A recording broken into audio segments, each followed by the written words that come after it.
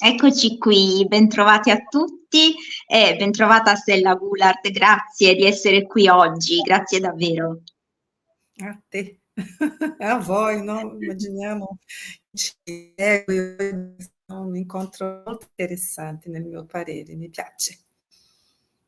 Grazie, per me è un'opportunità davvero straordinaria di poter dialogare con lei, di ascoltare appunto il suo racconto, perché come sta capitando appunto negli ultimi dialoghi da un po' di tempo, in realtà mi piace molto affrontare il tema della salute mentale, della malattia mentale, di tutto ciò che è stato poi la riforma psichiatrica degli anni 60-70 e poi tutto ciò che è venuto in seguito. In questo dialogo in particolare mi piace molto l'idea che affronteremo insieme a lei proprio il legame, il forte legame esistente fra l'Italia e il Brasile, perché ovviamente il Brasile è stato un approdo importante per Franco Basaglia, proprio perché lì si sono tenute poi nel corso degli anni le cosiddette conferenze brasiliane, che in realtà erano, come appunto viene sempre raccontato, veramente un momento di dialogo e di confronto, quindi non era un mettersi in cattedra da parte di Franco Basaglia per dire guardate così si fa, ma era invece proprio uno scambio alla pari con altri studiosi e con le persone che lì appunto vivevano e che studiavano. È interessantissimo un aneddoto anche raccontato da Ernesto Venturini, nel momento in cui Franco Basaglia arrivò, se non ricordo male, a Belo Horizonte, e ci dovevano essere questi incontri, queste conferenze e lui si preoccupò anche del fatto che molti studenti della città non potessero giustamente diciamo, corrispondere il prezzo alto del biglietto d'ingresso e quindi lui si preoccupò ecco, che potessero questi studenti accedere al convegno, insomma, agli incontri che erano in programma. Quindi ecco, tutto questo per dire quanto è stata importante anche la figura di Basaglia non solo per l'Italia, ma anche per altri paesi che poi in realtà hanno saputo davvero cogliere pienamente questi esempi e in tante occasioni lo vedremo anche superare oggi quello che è stato l'esempio italiano del passato, perché oggi dobbiamo ritornare a rimparare, come ha scritto Luca Negroni nella prefazione al suo libro appunto del 2024. Vado subito velocemente perché devo lasciare assolutamente la parola alla nostra protagonista, che è appunto la protagonista di questo racconto, però per introdurre ecco, il suo curriculum e la sua storia vorrei citarvi ecco, alcuni passaggi del suo ricchissimo curriculum, che ovviamente se dovessi leggerlo tutto impiegherei almeno un'altra mezz'ora ecco, di racconto, però lo farò raccontare direttamente a lei. Stella Goulart è una psicologa sociale con oltre 40 anni di esperienza come ricercatrice e docente. Ha seguito e studiato la riforma psichiatrica e il movimento anti-asilo italiano e brasiliano e ha conseguito un post-dottorato in salute mentale presso la Scuola Nazionale di Salute Pubblica e un dottorato in scienze umane, sociologia e politica presso l'Università Federale di Minas Gerais. Io non so se ho pronunciato bene. Brava. Ehm, Dunque, ha presieduto anche la Commissione istituzionale per la salute mentale, definendo i principi e le linee guida per la politica di assistenza e cura di studenti, tecnici e insegnanti. La Goulart è stata anche fondatrice e coordinatrice del PASME, programma di estensione dell'assistenza alla salute mentale del gruppo di ricerca Psicologia Democratica del Consiglio Nazionale delle Ricerche brasiliano, collaborando con ricercatori di varie istituzioni e partecipando alla rete iberoamericana di storia della psicologia. Le esperienze ovviamente di Stella Goulart nella ricerca e nell'insegnamento si concentrano nelle aree della salute collettiva e della salute mentale ed è anche attivista della lotta antimanicomiale. ha pubblicato vari libri e varie opere inerenti ai suoi studi e le sue ricerche nell'ambito appunto della riforma psichiatrica, e dal 2023, insieme ad Ernesto Venturini, ha fondato il Centro Studi Italo-Brasiliano Franca e Franco Basaglia, che nel suo acronimo si chiama CIAO. È un nome che ovviamente mi piace molto, ma in realtà sta per Centro Studi Italo-Brasiliano e Franco e Franca Basaglia, ed è bello che si chiami proprio così perché richiama un saluto tipico italiano. E ovviamente per il centenario della nascita di Franco Basaglia sta organizzando e organizzato sia in Brasile che in Italia vari incontri, vari eventi. Il prossimo si terrà proprio a ottobre, il 5 e il 6 ottobre a Rimini, e di questo anche parleremo. Io spengo il mio interruttore e la smetto di parlare e do la parola alla nostra protagonista, partendo ecco, da una mia curiosità sul suo percorso personale.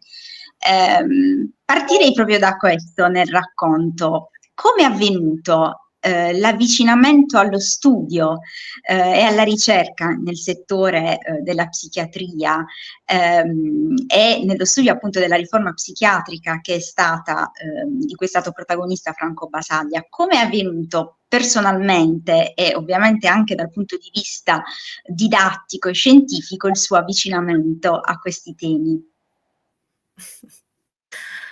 Dai, queste storie, no? Come mai un tema arriva nella nostra vita, no? E costituisce ormai un filone, no? Una cosa, una via. Beh, prima di tutto, la cosa che devo avvertire è che io parlo italiano, però ogni tanto mi invento qualcosa, perché mescolo un po' di italiano con portoghese, così si va avanti. Allora, se c'è, sempre un'intervista, siamo, no, due persone di paesi e culture differenti, diverse, anche se siamo così tanto avvicinati per quanto riguarda questo argomento della riforma psichiatrica e tanti altri, no? Dal punto di vista culturale c'è, per dire così, una avvicinanza vera del cuore. La mia storia è cominciata con un trauma. Trauma. È stata così, quando sono entrata proprio nell'università, si faceva, no, una sorta di accoglienza che veniva fatta dagli altri studenti. Beh, era il movimento studentesco, sto parlando degli anni di 1979, no? Ormai i miei capelli bianchi lasciano abbastanza chiaro, no? Quanti anni, quanta storia, no? Ne ho alle spalle. Ma allora è stata così, siamo andati in un ospedale psichiatrico per conoscere, perché c'era già un gruppo molto critico all'interno di questo movimento studentesco e loro volevano coinvolgerci. Io non sapevo perché, ero totalmente out, per dire così, non capivo bene, ma seguivo quelli lì, simpatici. All'interno di questo grosso, grande e bruttissimo ospedale psichiatrico, da un attimo così sono rimasta da sola e chiusa in un posto, una unità, porte chiuse. Mi hanno dimenticato proprio. Sono rimasta indietro.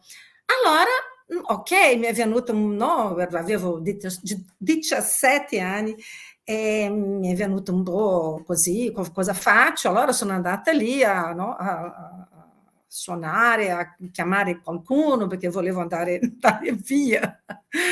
Ma in quel momento quelle altre signore che erano lì perché erano proprio degli utenti mi sono avvicinate e anche loro hanno cominciato a suonare, a sbattere contro quella porta così, per aiutarmi ad andare via.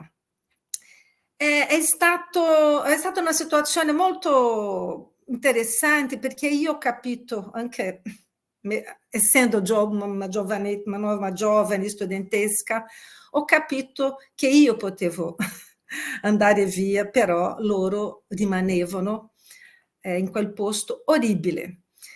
Ok, dopo di quello, no, direi, accidente, ci hanno regalato dei dolci e la cosa è andata avanti, però è stato il momento nel quale sono stata anche presentata, no? Ho conosciuto la discussione critica che riguardava la salute mentale, perché quegli studenti ci facevano vedere proprio una tragedia, no? Ci metteva dentro in modo tale, magari come ormai Basaglia aveva già raccontato, questa esperienza di sentire l'odore, capire il malessere, il dramma di chi rimane dentro di quella situazione in gabbia, no?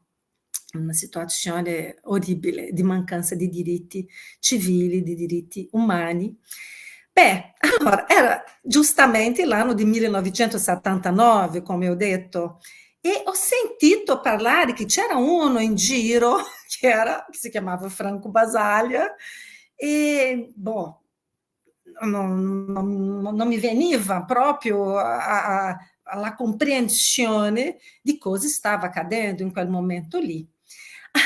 E da quel momento in poi ho cominciato a arrivare giustamente in modo a capire quello che stava succedendo intorno di me. C'erano delle esposizioni di fotografie, c'erano i miei compagni che parlavano di quella cosa e Basaglia mi ha colpito in modo strano, no? Mi ha colpito come un mito, mi ha colpito come una sorta di fantasma, ma attraverso le sue cose, le informazioni che arrivavano, ho cominciato così la mia lunga ricerca su questo argomento. E niente, era un momento molto importante in Brasile, che si cominciava, no, a finire un periodo abbastanza pesante al fine, no? Cominciava a finire la dittatura militare brasiliana e qualcosa si poteva già cominciare a discutere, a parlare senza nessun rischio di vita, no? E così la cosa è cominciata. Allora io mi riconosco come una amica di Basaglia, anche se non ho conosciuto Basaglia. Mi riconosco come una persona, come Basaglia è stato per me un'opportunità, un'occasione di reinventare e riprendere la nostra storia, la storia del Brasile e arrivare alla storia dell'Italia. È stata ovviamente ho fatto lì in quel momento, no? Studiavo, facevo la laurea in psicologia sociale alla fine, ma anche dopo di questo ho lavorato sulla mia formazione nell'area di salute pubblica, ho studiato anche la post-graduazione in sociologia, anche il dottorato, ho cominciato a lavorare come professoressa all'Università Cattolica, dopo l'Università Federale di Minas Gerais, che è un'università che si guida abbastanza fortemente alla ricerca, e così sono passati 35-40 anni, non lo so, più o meno così. Ma è strano perché sempre ritorno dal punto di vista storico a quel momento lì, a quello anno 1979, e mi viene sempre di sperimentare, di vivere, di reinventare quell'acontecimento storico che sul quale Ernesto ha fatto quello scherzetto, no? Che riguardava questi studenti che erano sempre in giro Ma non soltanto gli studenti, no? C'era una grossa organizzazione della società civile che affrontava la dittatura e provava a costruire, no? Una politica di salute mentale. Allora è interessante perché io ho girato sull'Instagram, no? La voglia di condividere un nome originale di questo libro che si chiama Conferenze, no, brasiliane. E eccolo, surprise! È molto bello perché si vede, no? Questa fotografia si vede, cara. Si vede questo Franco Basaglia, no? Con la mano in testa, così coinvolto, molto tenace, molto vitale, pieno di vita. E il nome di questo libro si chiama Franco Basaglia, A Psiquiatria Alternativa, contra o pessimismo da razão, o otimismo da prática. Conferências no Brasil. Bom, ovviamente devo tradurre, anche se penso che no, parlando così calmamente in portoghese si riesce a capire. Si chiama La Psiquiatria Alternativa, contro il pessimismo della ragione e l'ottimismo della pratica. Beh, allora c'è molto da discutere soltanto su questo titolo e perché è diventato Conferenze Brasiliane, no?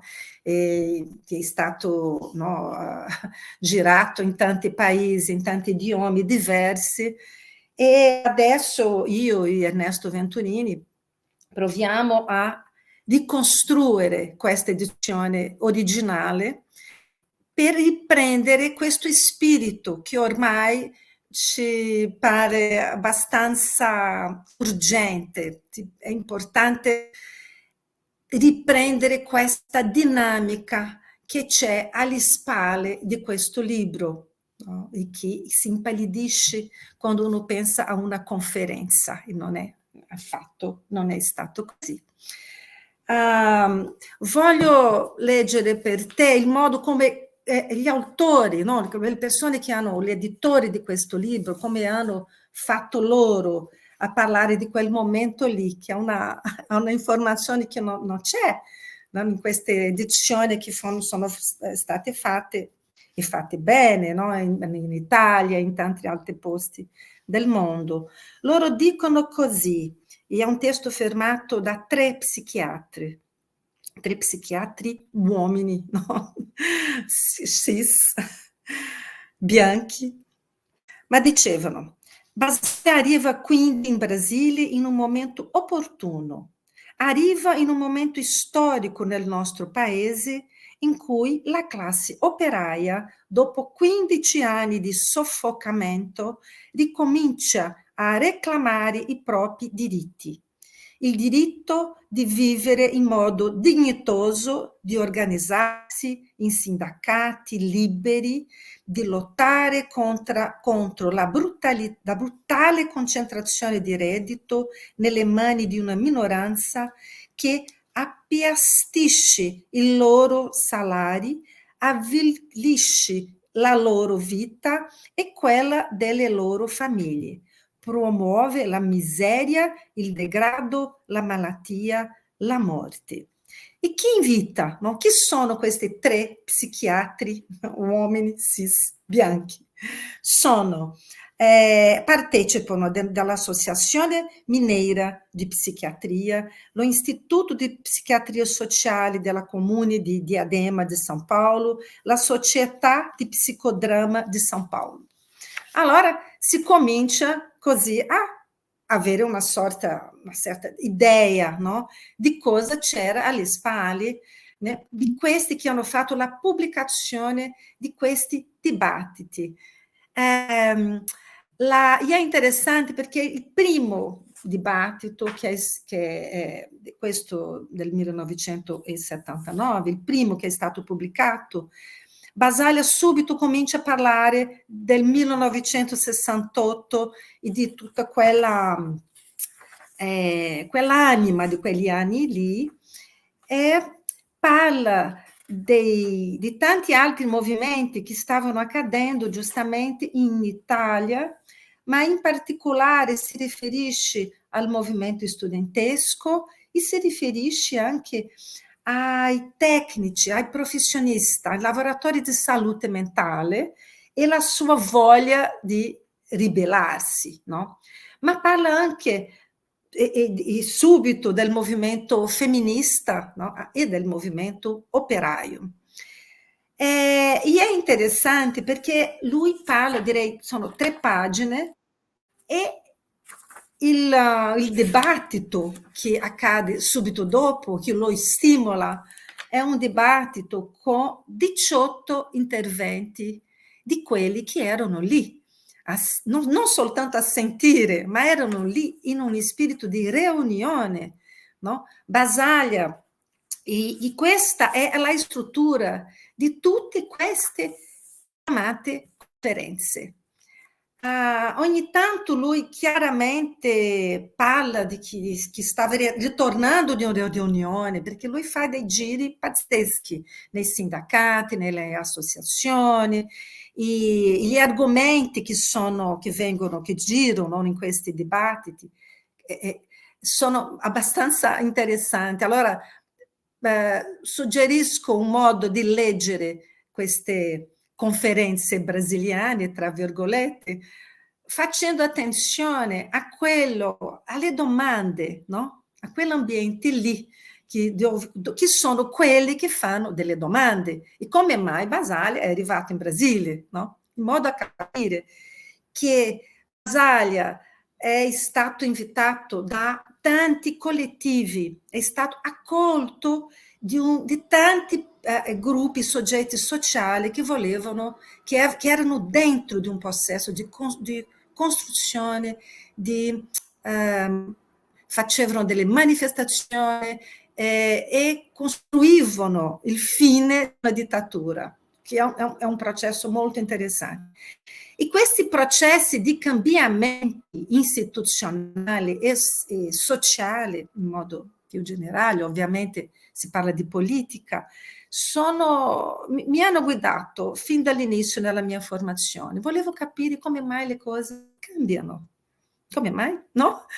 E Basaglia è stato sempre una grossissima ispirazione. Ma parlo di un Basaglia che piano piano è diventato per me un soggetto collettivo. A spalle, quando sono arrivata in Italia nel 2000 per fare la mia ricerca su questa storia, come mai chiudere dei manicomi, no?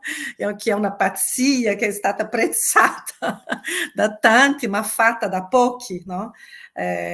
Direi che soltanto Brasile e questa esperienza di chiusura di manicomi grossi, grandi, brutti, è una cosa che ci differenzia da tutto il mondo, no?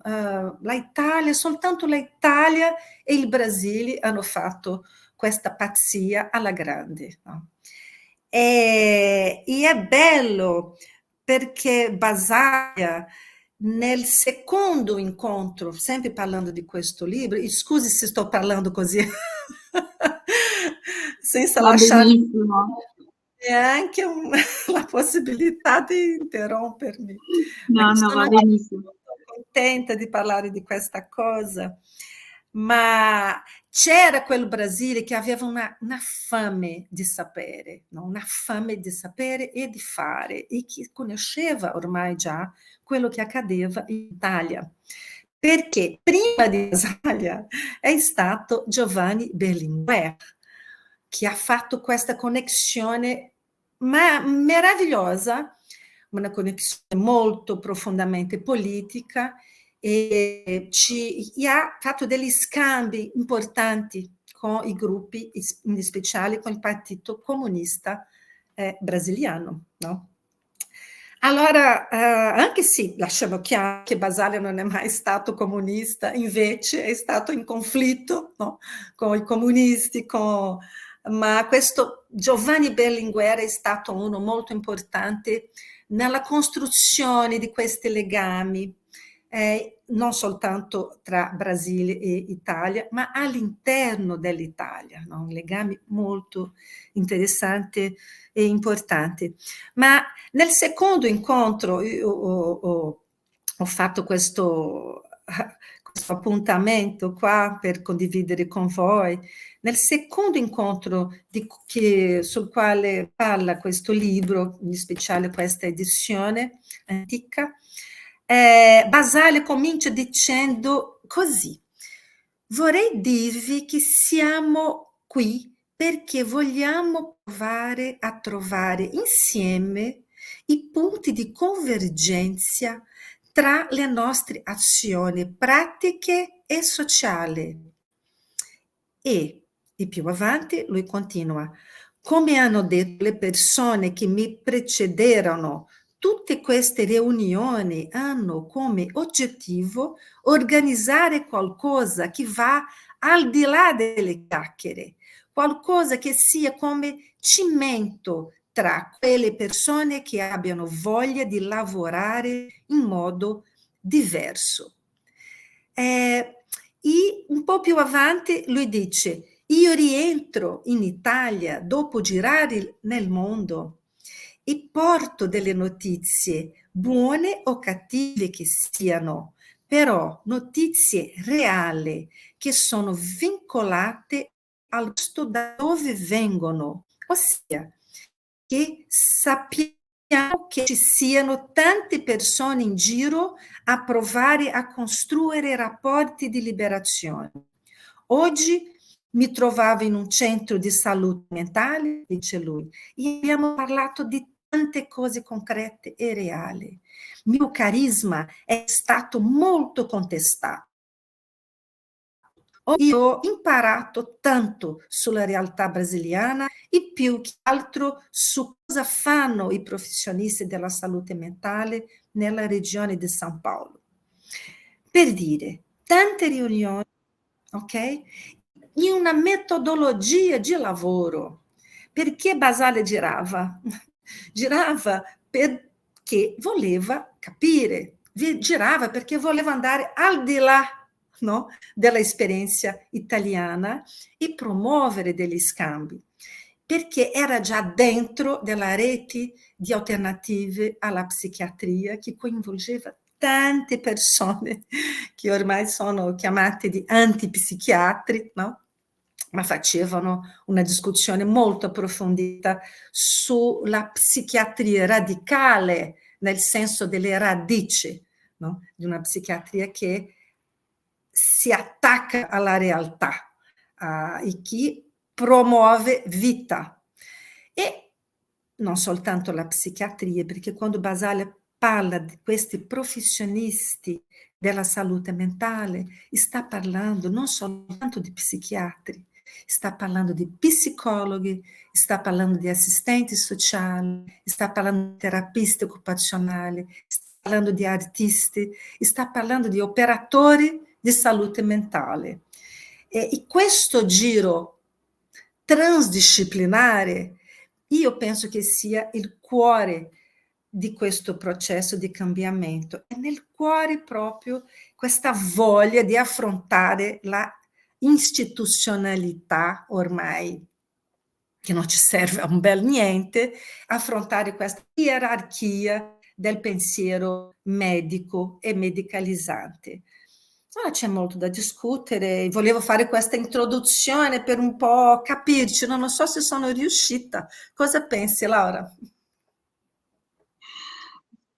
Un'introduzione perfetta perché ci permette di entrare proprio nel rapporto che esiste non solo tra Italia e Brasile come principali protagoniste di questo cambiamento davvero cruciale della società, ma anche come giustamente citava anche della politica, ci serve per entrare proprio nella realtà di quegli anni, ma anche in una realtà che non deve parlarci soltanto del passato, perché relegare tutti questi aspetti e chiuderli come se fossero in una scatola, come se fossero reliquie del passato, ovviamente non, va contro quello che dovrebbe essere invece l'obiettivo di chi, non soltanto di chi opera per la salute, ma anche di tutte le persone che fanno parte di una collettività, perché tutti prima o poi possiamo essere toccati in maniere differenti dalla questione salute, dalla questione malattia. Sono argomenti imprescindibili nella nostra vita. E poi mi ha colpito moltissimo le citazioni direttamente da quelle cosiddette conferenze brasiliane, che noi in Italia appunto chiamiamo conferenze.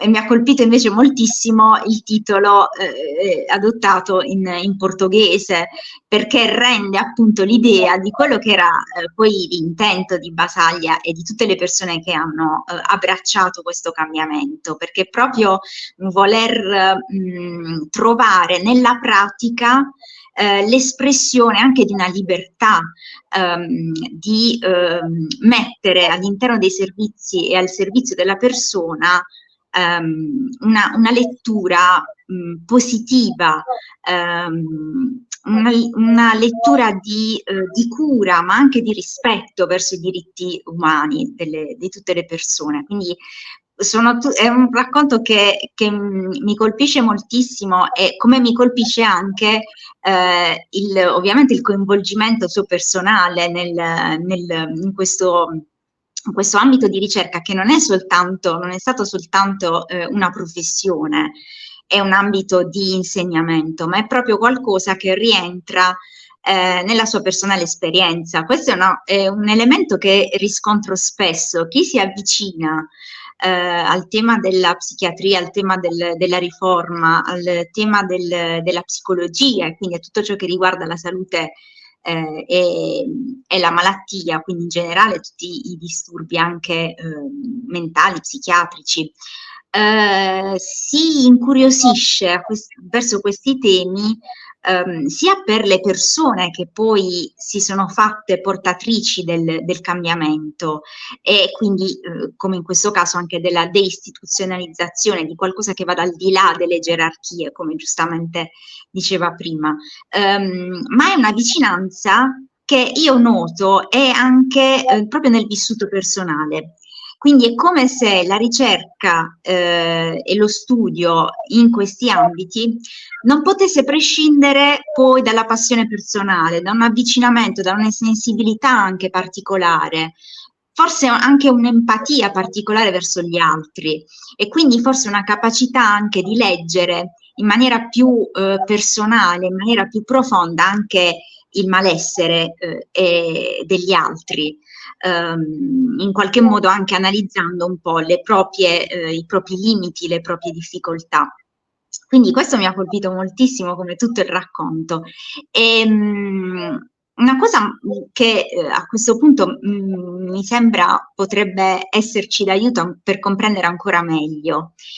Giustamente diceva che Italia e Brasile sono state poi le uniche nazioni a fare questa enorme riforma, a chiudere i grandi manicomi, e naturalmente il dibattito che si apre oggi, che si apre nei nostri tempi, è quello che mette al centro il fatto che ancora ci siano tante purtroppo realtà in tutto il mondo, non soltanto manicomiali, ma anche di negazione proprio dei diritti umani, di guerre, di stermini, di situazioni che limitano anche la libertà fisica, ma proprio anche la libertà di pensiero e di espressione. Sono purtroppo, come dicevo, temi che vengono sempre a galla in ogni epoca, e che quindi non possiamo relegare solo al passato, dobbiamo impegnarci, proprio perché, come diceva Basaglia, non si fanno le chiacchiere, ma si deve arrivare proprio a una collaborazione concreta per cambiare. Ancora oggi cambiare serve di nuovo e sempre. E mi viene in mente appunto di chiedere che tipo di legame esiste, particolare legame esiste fra Italia e Brasile su questo punto, perché mi interesserebbe capire se c'è una particolare, magari cultura comune ai due paesi che ha portato a sviluppare questa sensibilità anche a livello sociale, oppure è semplicemente un qualcosa che attiene, no, al cambiamento che una persona, un singolo porta. Però sappiamo bene che lo stesso Basaglia diceva, affermava lui stesso che non era lui l'unico protagonista di tutto questo, assolutamente, ma era un lavoro di squadra. Quindi mi interesserebbe capire quali radici anche culturali ci sono di comunanza fra Italia e Brasile su questo punto. E poi, sempre sulla scia di questo legame, mi piacerebbe capire, ecco, come in qualche modo le due culture si sono tra di loro contaminate, mescolate, anche nell'ambito magari della politica, come questa trasformazione, questa riforma psichiatrica ha anche avuto ricadute proprio successive sulla società, sulla cultura, sulla politica, perché sono elementi strettamente connessi. E poi va bene, arriveremo in seguito anche ai giorni nostri, nel senso che leggevo appunto una prefazione molto interessante, leggevo in realtà la versione in italiano della prefazione al libro Reabilitar, una prospettiva basaliana, proprio di cui è autrice, e in cui diciamo, si spiegavano vari aspetti secondo i quali in realtà l'Italia avrebbe davvero adesso da reimparare da quello che è stato fatto di concreto in Brasile. Ecco, su questi aspetti che cosa ci può raccontare? È interessante, no? Anche io sono sempre molto colpita di questa connessione, no? Che ormai sono tanti anni di collegamento, ma cominciamo così. Veramente, questo libro, per dare un esempio, è un libro che ne ho una versione, perché lui è un libro digitale, no? È un libro virtuale, e che è gratuito, e che ormai può girare da qualunque parte. Mi sembra bella questa idea di un libro libero. Ma la cosa carina è che lui, l'editore di questo libro, no, chi sono? Si chiama Rete Unida, Rede Unida. È giustamente una rete che lavora da anni con questa tematica della salute collettiva e con la tematica della salute mentale collettiva. Allora, per dare un esempio di collegamenti che sono mantenuti, sviluppati e approfonditi. Questo fine settimana, no, mi trovo a Rimini, un pezzettino del ciao, è un po' qua dietro a me, né, nei nostri libri, le nostre cose.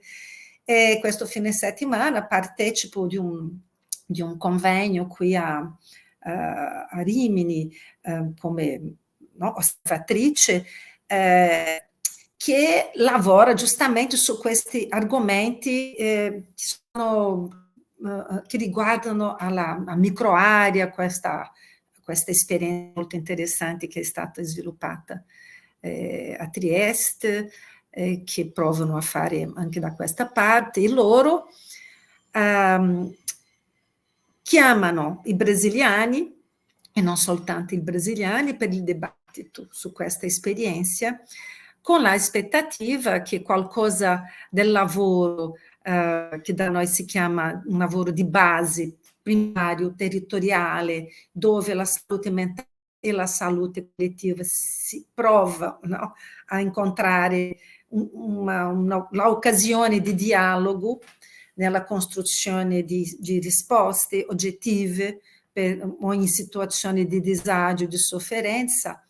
Allora, è una cosa che sta accadendo here and now, aqui, agora, oggi, e è così che mi sembra che possiamo lavorare nel senso di reinventare, ricostruire questo Basaglia, questa entità collettiva che va inventata come un dispositivo di cambiamento istituzionale, un dispositivo di costruzione di utopie, no? Di realtà. Allora, come mai, no, queste cose sono andate a lungo tanti decadi di lavori, di coinvolgimento. Io ho sviluppato una ricerca giustamente su questo che si chiamava Connessione Brasile-Italia. Io ho provato a capire come i brasiliani hanno costruito una risposta all'invito di Franco Basaglia, che compare sempre in questo libro, e che è quello venite a vedere, no? Venite a vedere, venite a provare, a stare insieme, a vedere che la cosa funziona, che è possibile fare quello che sembrava impossibile. E allora ho capito che è interessante questa cosa, perché siamo in un momento in Italia nel quale c'è un grossissimo pregiudizio che riguarda agli stranieri, no? Tutto quello è una cosa assolutamente strana, perché pensando a Basaglia, pensando all'esperienza innovatrice di Trieste, si deve per forza tenere in mente la presenza di questi stranieri, no? In speciale i brasiliani e argentini, e particolarmente giovani e particolarmente donne. Allora questa miscela, diciamo così, culturale, è stata molto operazionale, molto, molto importante nella costruzione di quello che era il quotidiano da reinventare, no?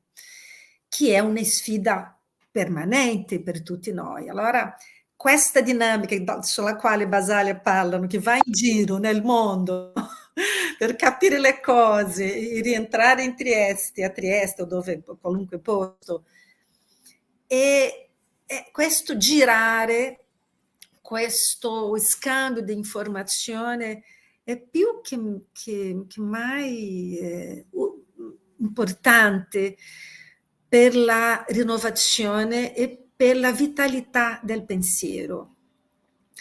E un'altra cosa che mi sembra molto interessante è la possibilità che Basaglia e i suoi compagni, mi piace di più parlare dei basaliani, no? Che è una identità che ci coinvolge, no? Siamo io, immagino, ti vedo parlare così, ti vedo anche tu con questa identità, no? Quindi la possibilità che ne abbiamo di offrire questa identità, di non lasciare ai basaliani il polvere dalla storia, sai? Invece costruire offrire la identità di essere basaliano come una prospettiva molto innovatrice, molto piena di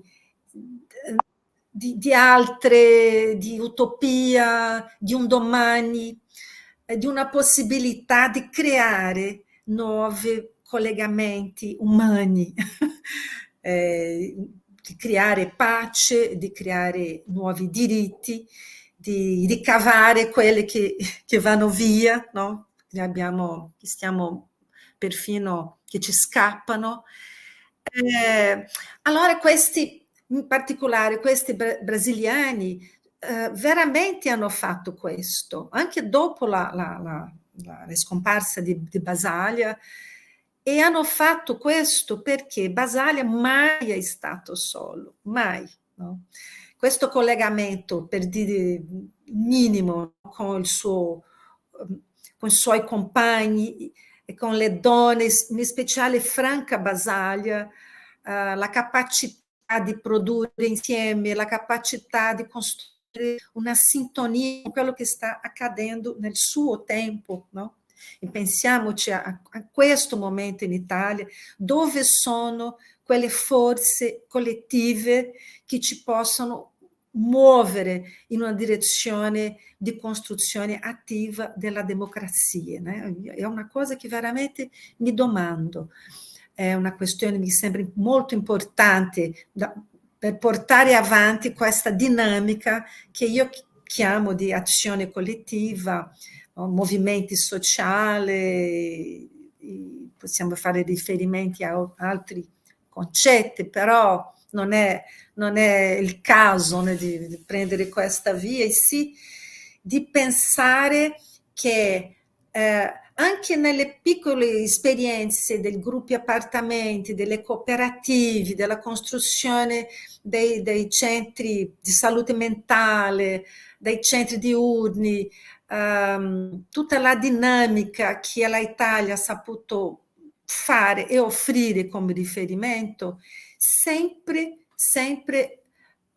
no, ma per molto tempo ha coinvolto è stata fatta attraverso questa interdisciplinarità, verso la transdisciplinarità, no? A capacità di andare al di là dei limiti delle discipline accademiche, no? della epistemologia, direi, dei paradigmi dominanti, egemonici, e per affrontare il rischio di fare questo che Basaglia chiama di ottimismo della pratica, no? Che sarebbe un po', lui storce un po' un concetto che viene da Gramsci, che sarebbe l'ottimismo della volontà, invece è nella pratica, questa praxis che i basaliani hanno saputo sviluppare in modo così coinvolgente, è la cosa,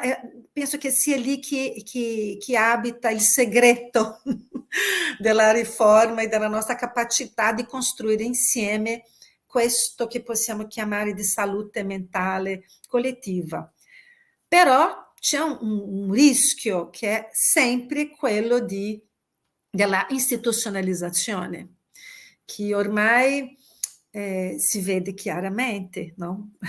Quando si pensa alla mancanza di lavoro in equipe, a questa centralità che la psichiatria ha occupato o guadagnato stranamente in questi ultimi anni, direi magari gli ultimi 20 anni, c'è una situazione un po' rovesciata così, aquilo che si aspettava di una identità del tipo operatore sociale, dove non si sa bene se quell'operatore è un psicologo o è un utente, e invece la sottomissione, la gerarchia che mette il sapere psichiatrico e quello sapere psichiatrico molto tecnico e vinculato a una prospettiva epistemica, biomedica, è una cosa che mi sembra molto rischiosa, non soltanto in Italia, come anche in Brasile. La difficoltà di dialogare con altri concetti che ci aiutano a capire questa complessità dei problemi che devono essere affrontati. E così vedo questo collegamento. Ovviamente al di là di questo ci sono delle caratteristiche specifiche. Brasile ci sono tanti italiani immigranti in Brasile, no? Ma questo non ne spiega, non ho mai trovato un legame, direi così, empirico o qualcosa che giustificasse la possibilità di dire questo legame tra di noi è perché ci sono... No, invece non è che quegli immigranti siano abbiano un pensiero così libertario, no? Come uno potevi aspettare, né? Che uno quando si muove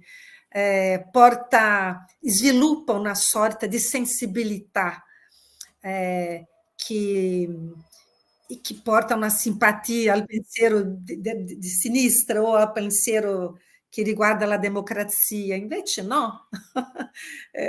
Accade invece la formazione dei ghetti, no? Dei meccanismi di autoriferimento identitario, delle stereotipie, e tutto questo va nella contramano di quello che penserebbe o direbbe Franco Basali, tutti i suoi compagni, no? Perfino incluso Ernesto Venturini, ma tante persone.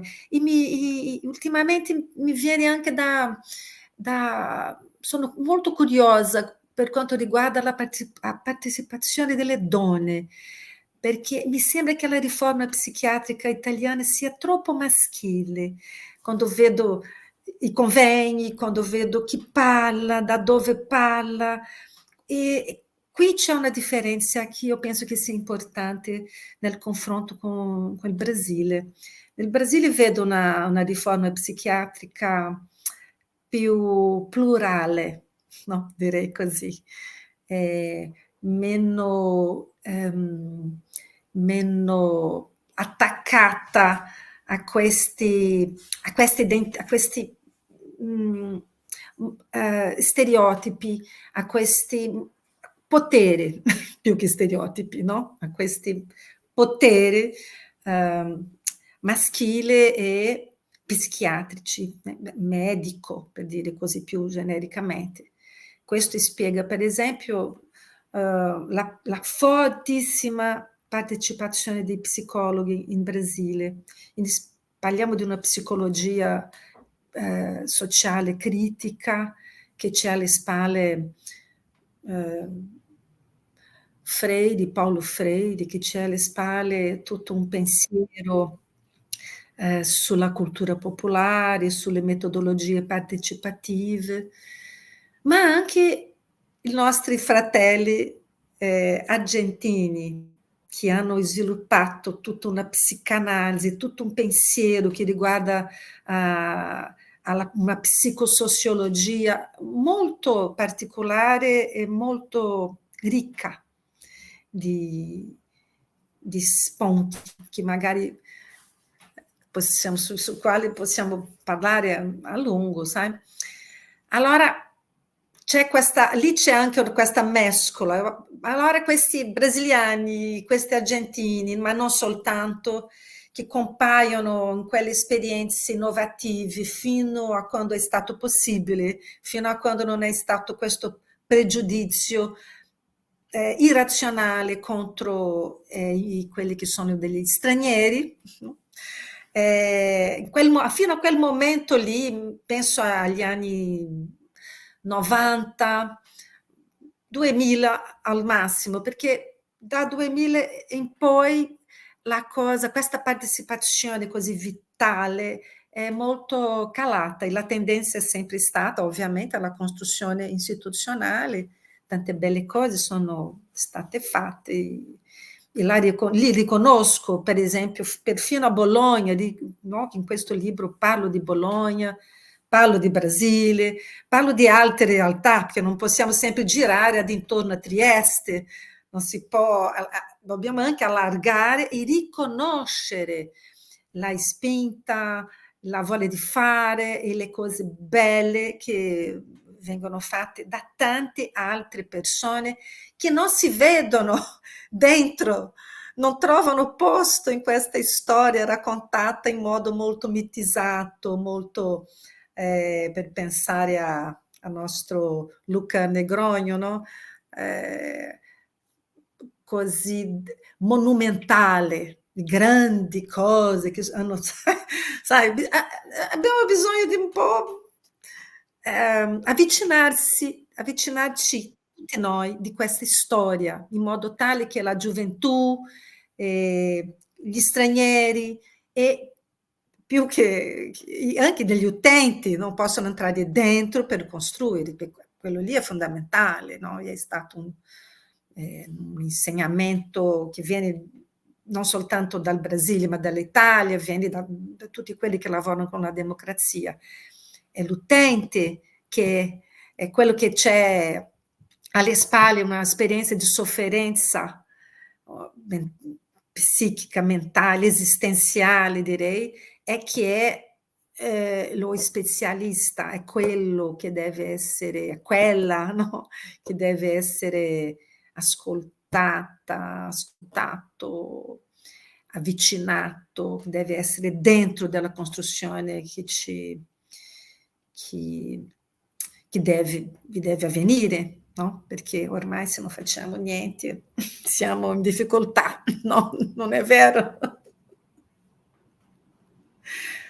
A volte penso che ci facciamo troppo prendere anche dalle etichette, no? Che la società ci vuole un po' attribuire, perché appunto avere a cuore quello che poi ci riguarda, come in questi casi appunto la salute e la possibilità, ecco, di una cura e di una ecco, di una garanzia dei propri diritti, è un qualcosa che dovrebbe avvicinare tutti e riguardare tutti in maniera trasversale, mentre molto spesso probabilmente siamo sempre portati a ragionare per gerarchie, per ruoli, per distinzioni a seconda della professione che si svolge, quindi ovviamente anche nel campo della sanità, ad esempio, come giustamente citava, si parla appunto di medici, di infermieri, di operatori, che poi non si delinea bene, ecco, la figura dell'operatore a quale di queste etichette appartiene. Quindi questa riflessione mi ha fatto pensare al fatto che forse siamo spesso troppo portati a ragionare o a non ragionare seguendo solo delle etichette sociali, delle etichette che non rappresentano poi l'umano in tutto ciò che è. Quindi anche questo volersi diciamo aprire alla contaminazione anche verso culture differenti, questa è una cosa che effettivamente tende a mancare. E come sottolineava negli ultimi decenni è andata un po' scemando questa voglia anche di far sentire la propria voce su determinati temi, come se un po' avessimo perso da un lato la consapevolezza che questi sono temi che ci riguardano e come se i problemi riguardassero sempre solo gli altri e dall'altro anche una difficoltà poi forse di esporre le proprie idee, perché si ha sempre un po' il timore di esporsi troppo, di parteggiare troppo per un qualcosa che sia una lotta comune. E quindi la cosa che sarebbe molto bella, un ragionamento che ci potrebbe accompagnare, penso tutti, è l'idea che dovremmo quasi tenere tutti a mente una mappa mondiale di tutte le cose che sono state fatte in questo ambito, nella riforma, nel cambiamento dei servizi per la salute mentale, quindi come se, giustamente come diceva, non dobbiamo limitarci a pensare solo a Trieste o solo al Brasile o solo all'Argentina o solo a determinati paesi o città che sono balzate, no, agli onori diciamo dei racconti che sono stati fatti, ma andare a vedere anche quelle realtà un po' più silenti, di cui poi non si sa molto, perché tante persone appunto che lavorano anche o che sono utenti, che sono persone che attraversano un disagio, spesso vivono naturalmente nella propria vita normale senza luci su di sé, E quindi questo ci fa pensare a quante realtà, quante vite, quante esperienze, quanto impegno quotidiano delle singole persone poi c'è, anche se poi tutto questo noi non potremo mai saperlo fino in fondo, perché non saremo mai a conoscenza di tutte queste realtà belle, però sarebbe bello in un mondo ideale avere quasi una mappa proprio visivamente, no? Di trovare dei punti geografici per capire, per tirar fuori un disegno di quello che è stato il cambiamento. A volte anche, io penso, per un po', come posso dire, avere fiducia e avere speranza, perché a volte quello che balza agli occhi, no, delle cronache possono essere più che altro aspetti negativi, che pure ci sono, ma spesso io sento proprio anche personalmente la necessità di scoprire storie positive, storie ottimistiche, ecco, proprio per citare anche il titolo in portoghese delle conferenze brasiliane. Quindi ovviamente è un ragionamento che non può essere troppo tecnico, perché giustamente, come diceva, anche dopo aver fatto varie ricerche, non c'è proprio un legame empirico, un elemento scientifico che lega determinate esperienze, perché poi io penso che nell'umana esperienza il dato empirico conta fino a un certo punto, perché poi l'aspetto personale ha spesso il sopravvento quando si parla di grandi cambiamenti. Io mi permetto ancora di prendere un altro po' di tempo e di spazio, anche se le ho portato già, abbiamo portato diciamo, il racconto già a un'ora di tempo, e di questo la ringrazio tantissimo, perché il tempo è sempre prezioso ed è sempre un regalo, e vorrei approfittare per dare qualche altro input che mi sembra interessante sottolineare e che ho ritrovato in alcuni articoli pubblicati online. In particolare c'è questa intervista che le è stata fatta nel 2017, in cui c'è un passaggio che vorrei riportare e sottolineare, poi ovviamente invito a leggerlo per intero, fornirò anche il link. E in questo passaggio dice: la deassistenza non deve accadere, ma un'assistenza inadeguata può essere peggiore. L'imprigionamento e la violazione dei diritti lasciano un segno in tutte le persone implicate. Le conoscenze tecniche e scientifiche accumulate a partire dalla fine della Seconda Guerra Mondiale dimostrano chiaramente la necessità di realizzare un sistema di cure pubbliche e di comunità, evitando ogni allontanamento dei pazienti dai servizi di salute mentale del proprio territorio, dalla propria comunità, dai legami interpersonali e intersoggettivi. Rispetto ai paesi con medio reddito, il Brasile è diventato un punto di riferimento in tutto il mondo, proprio perché è riuscito a convertire in inclusione in servizi territoriali le risorse che in precedenza erano investite nell'istituzionalizzazione.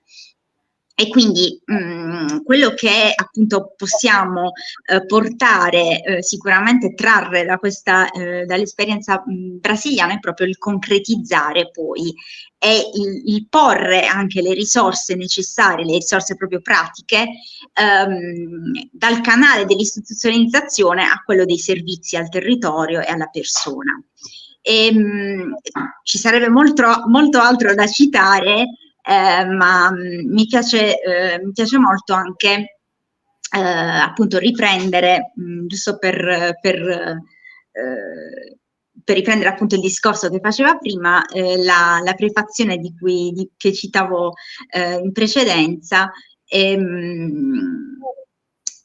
perché il libro appunto di cui stavamo parlando prima, che ripeto si intitola Riabilitare una prospettiva basaliana, c'è anche un riferimento al fatto che la visione deve essere una visione non appropriativa dei rapporti tra sud e nord globale, in continuità con la tradizione sviluppata dal laboratorio italo-brasiliano.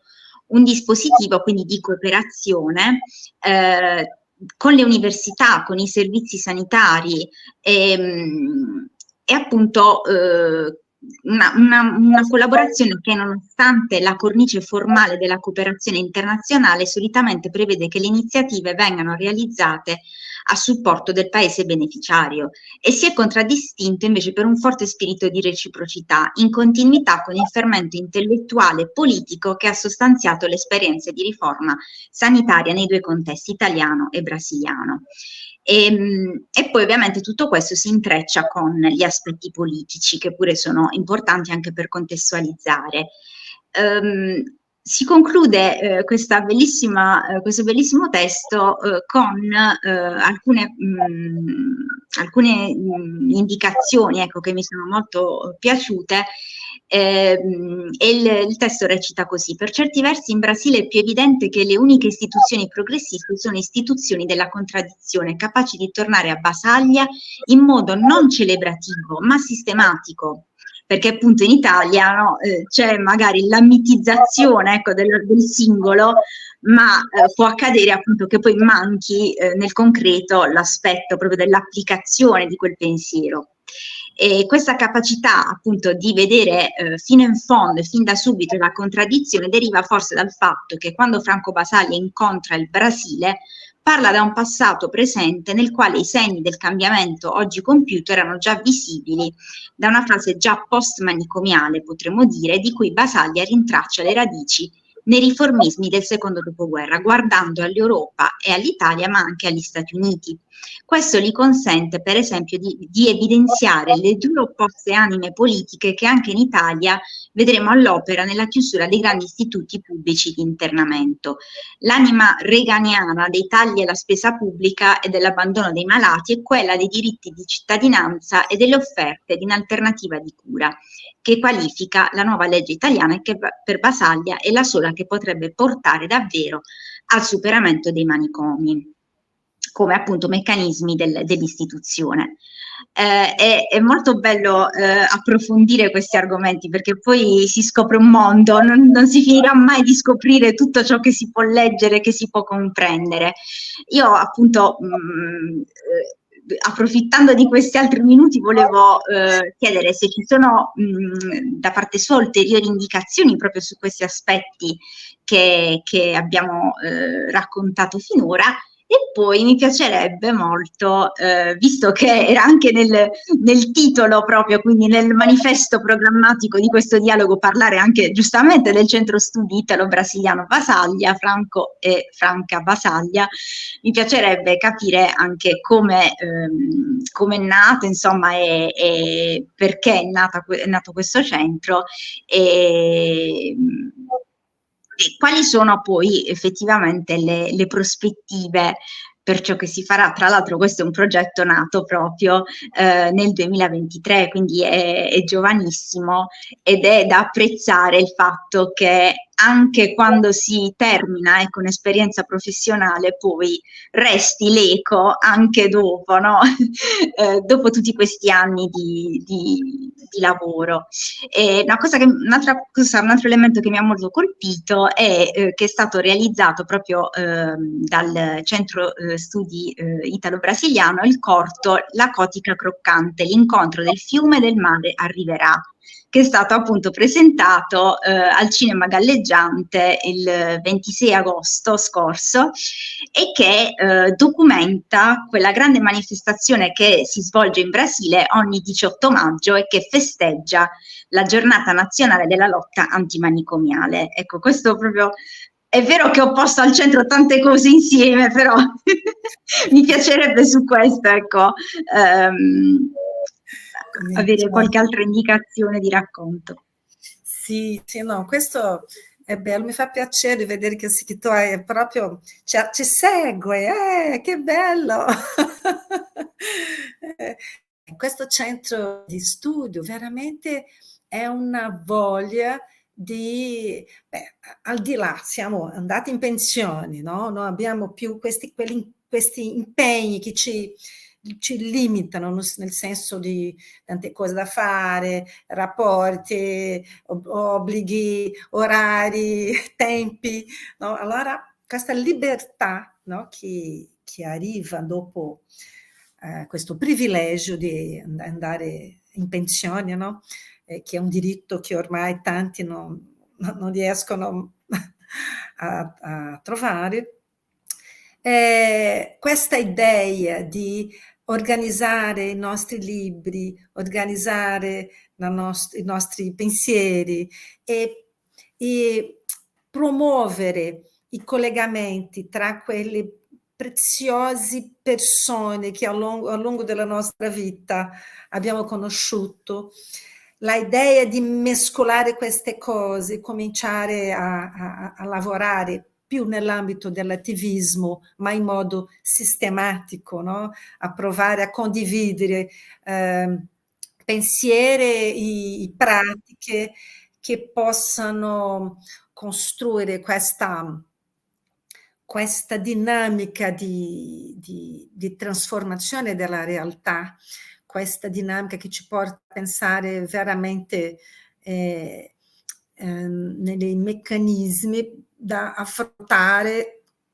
tantissime contraddizioni che si impongono nella contemporaneità, perfino, come dice Krenak, che è un filosofo indigena brasiliano, provare a postergare il fine del mondo, sai? Amministrare un po' o godere, no? La vita prima che tutto finisca per noi umani, no? Perché mi sembra che la vita per sé possa andare avanti, ma noi umani, la umanità si trova in un momento veramente molto difficile. E potrebbe essere veramente che finisca male la cosa, no? Perché ne abbiamo sempre in mente una idea un po' stupidina di che le cose vanno avanti, no? Seguono questa idea desenvolvimentista, evoluzionista. Non si pensa mai nella possibilità di rottura, no? Che il fine possono essere un po' sorprendenti, che il risultato delle cose assurde che sono una conseguenza di questo capitalismo ultraggiante, questo capitalismo estremo, questa dinamica neoliberale, questa necropolitica, tutto questo ci fa pensare a un limite. E va bene pensare non soltanto alle utopie, ma pensare anche ai nostri limiti umani. Allora l'idea è collegare, lavorare insieme e costruire più che altro delle reti, oggettivare in qualche modo i risultati di questi incontri che a lungo di un'esistenza della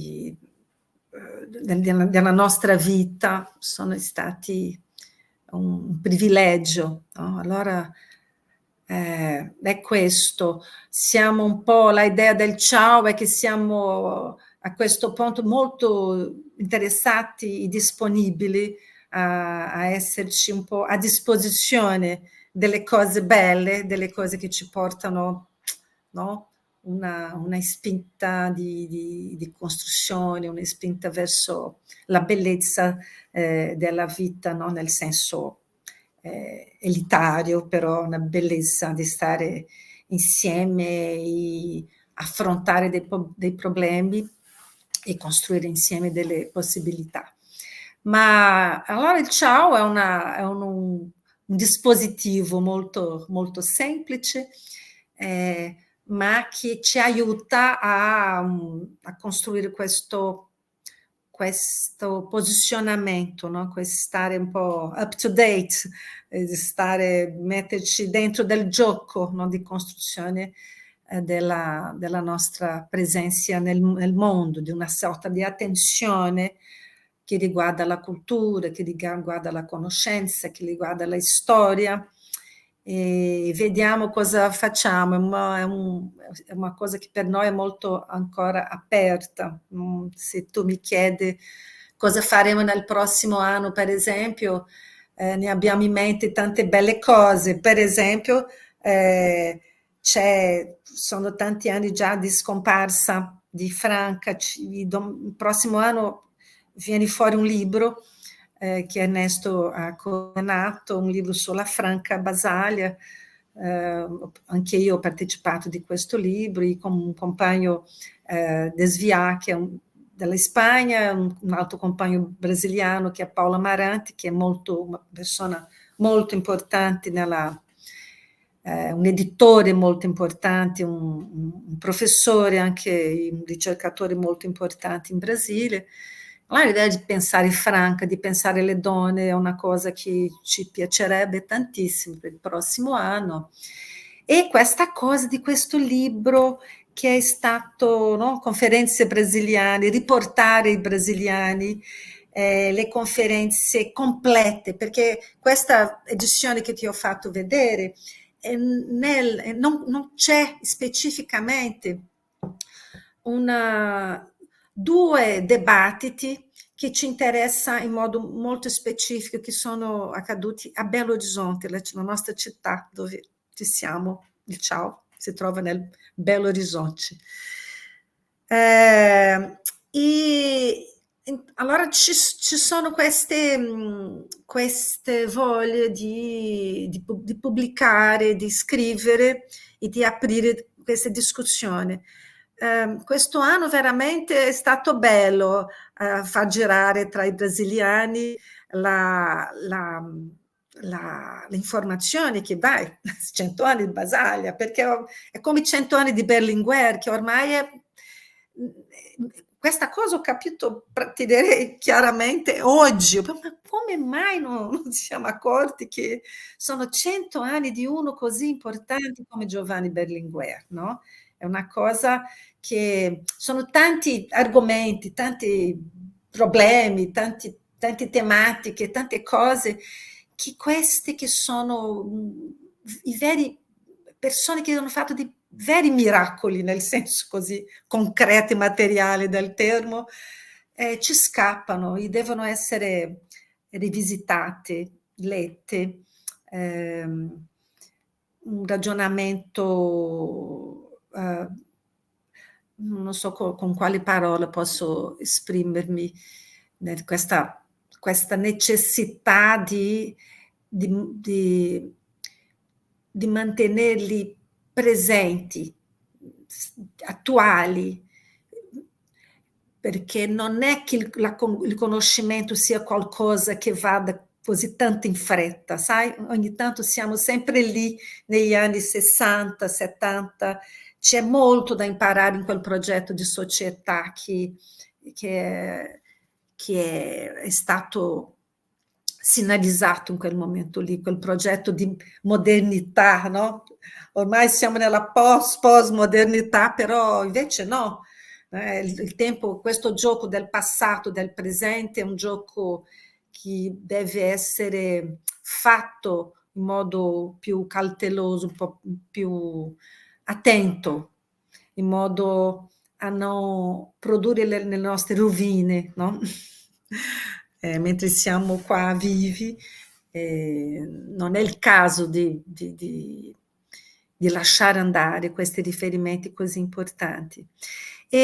Ma sì, hai ragione tu. Oggi io pensavo sulla rete di alternative alla psichiatria, perché questa cosa qua, psichiatria alternativa, no? La psichiatria alternativa è un'idea che c'è, che si collega molto bene con la discussione della lotta anti-istituzionale di quei tempi lì.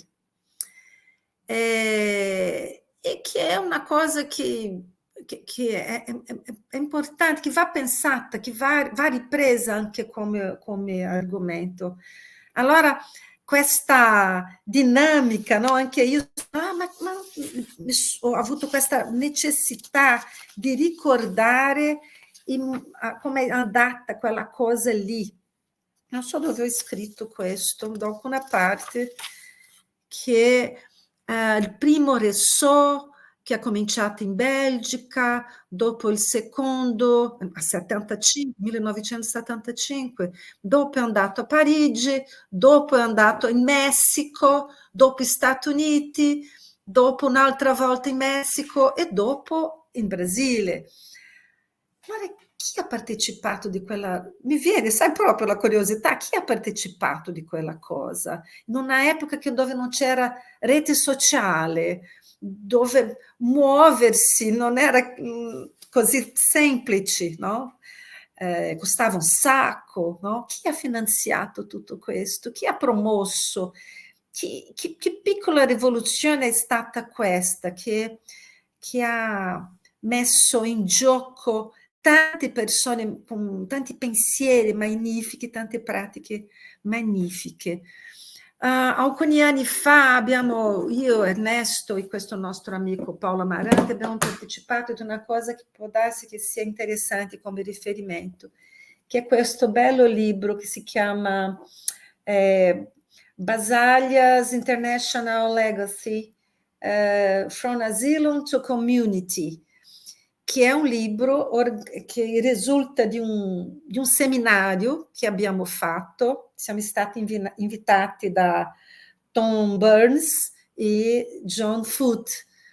E è stato molto bello perché pesquisatori, ricercatori di tanti diversi paesi, se non mi manca la memoria, sono 14 pesquisato 14 paesi diversi, e tutti loro hanno portato una sorta di riassunto di questo contributo che viene da questo mito, no? Di questa figura collettiva che è Franco Basaglia, che vuol dire, no, i basagliani. È un riferimento molto interessante per capire come la cosa si muove, no? Come è questa dinamica nel mondo, come la pratica, il pensiero, come le trasformazioni istituzionali, ognuno al modo suo, no? Con i suoi limiti specifici, perché delle congiunture sono molto diverse, congiunture dove è possibile sviluppare o no, no, una politica di diritti umani, una politica sociale. A tutti noi, no? Attenzione a questa dimensione di sofferenza che è inarredabile, che tutti noi, che ci coinvolge, no? Non è possibile pensare più che pensare alla salute mentale, penso che sia più produttivo immaginare la possibilità di affrontare la tematica della sofferenza, che è quello che ci unisce, una cosa più elementare nella nostra umanità, anche se mettiamo come utopia la possibilità di esserci tutti noi felici, no? Di arrivare a una condizione di vita dignitosa per tutti.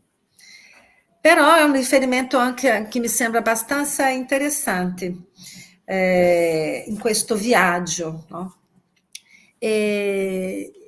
Ma io ti lascio assolutamente questo invito, no, venite a Rimini, venite a Rimini, perché faremo una bella discussione qui, sempre con questo stesso atteggiamento di chi ci ha insegnato, non insegnato esattamente, no? che ha espresso bene, no? Quando si riprende le parole di Basaglia, no?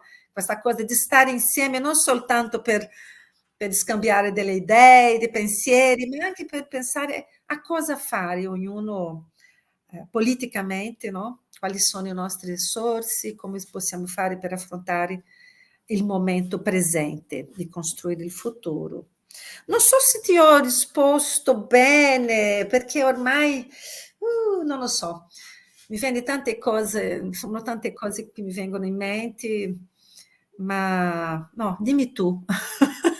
Sarebbe, no, è veramente, io dico sempre che il tempo non basta mai, il tempo corre sempre troppo, per questo ho un pessimo rapporto con il tempo, però io davvero quello che posso aggiungere è un grazie davvero infinito per questo tempo che ci ha regalato e per tutti questi spunti preziosi, perché anche adesso il testo che ci ha consigliato rientra proprio in quell'idea quasi di mappatura, ecco, di quello che è stato fatto e di quello che ancora si può fare, e gli spunti sarebbero ancora tantissimi, perché in effetti quello che è stato fatto, anche l'idea di spostarsi, no, in quegli anni, di fare tutti questi incontri, nonostante appunto fosse anche più difficile spostarsi e più ecco,